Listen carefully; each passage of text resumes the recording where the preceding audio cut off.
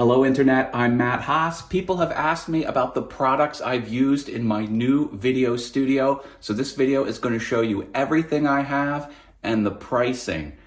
The important point to take away is this is a new business. I did this out of pocket. I don't have any business loans, and it's possible to do something awesome on your own on a shoestring budget. But this is every bit a professional studio. So let's get going here, get into the light. This is just for sound treatment. I had these pads, they're ugly, just held on with carabiners. Just ignore that, all right? Started with the Varipols. I have two Varipols, and I did a mistake because I wasn't sure how to connect the two. So I rigged up two clamps with, it's just, this whole thing wants to rotate. And then this is my safety net, is a zip tie. I didn't realize they make a product just for joining these two. I should have bought that, but in any event, we'll just ignore that nonsense.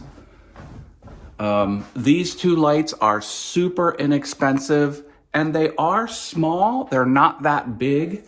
And the reason I can get away with such small light sources is I have a nice camera.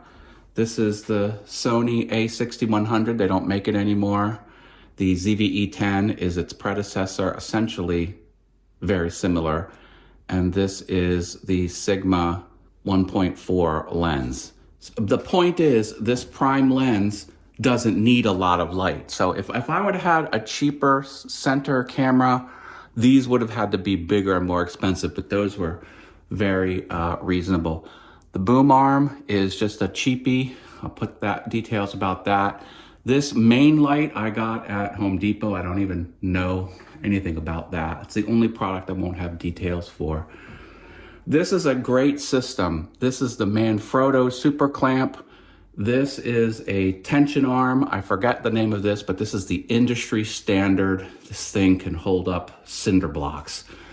And I used these ball heads. It's a kind of an off-brand ball head, but I have two of them. So here's the same ball head. It's nice to all have the same. This is the OBSPOT Tiny 2 Light PVZ camera.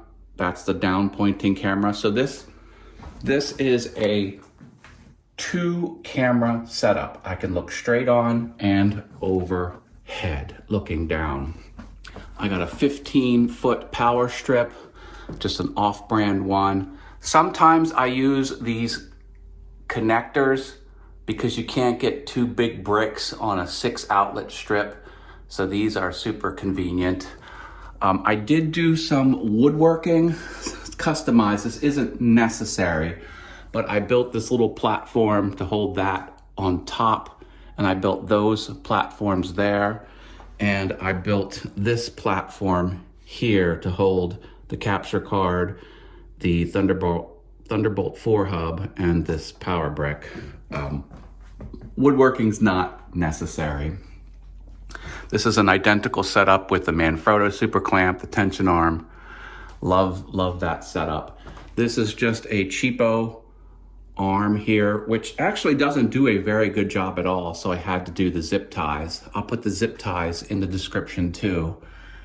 You'll notice every wire is either on the back or on top, just for, neatness point of view. This is a newer battery-powered light. I'm not even sure I'm going to need this. If I want extra light shooting down, I can. This is a very small M2 MacBook Pro. I bought this nice blue mouse pad because I thought that would look nice on camera. I've got the Magic Mouse. This desk is a sit-stand desk. I bought that. It goes up and down. Ignore the chair. This is a standing environment only. Cables, I did need some nice cables because I'm going to do high resolution everything, HD, 4K even. So those cables were expensive. I have the dummy battery in the Sony. I've got a mini HDMI to regular HDMI, and that goes to the capture card. The audio, I just have a normal audio cable attached to a $10 cheap lavalier mic. And this is a Manfrotto tripod, nothing really special. So there you go. I had most of this equipment on hand, but the equipment I needed to purchase came to $900, and links to everything I purchased, they're all Amazon affiliate links, same price for you, and I catch a few pennies. Thank you for that. Oh, and an exterior flood lamp just to give more light here. And I made the artwork, and the artwork is not on the wall. I used the 3M hooks, but I removed the metal hook and it's hollow, so they just stay on there. These are not drilled into the wall. Everything can come off and no one would be the wiser. There's no holes in the wall for the art. These aren't drilled in the walls at all. This whole thing can come down, and I can remove the curtains to expose the rest of this room. You also need a room. You need a room. You know, you're starting a business, you need a room in your house or somewhere else. And my favorite coffee mug in the world, Ecamm Network News with Anna and Fulgens. Wish me luck on my new business on a shoestring budget with absolute professional gear. No business loans. Here I go. Let me know what you think. And if you could do anything differently, I'm open to suggestions. Audio will be improved next. I don't like the lavalier setup. As money comes into the business, I will probably upgrade my audio. Let me know if you have any questions. Thanks.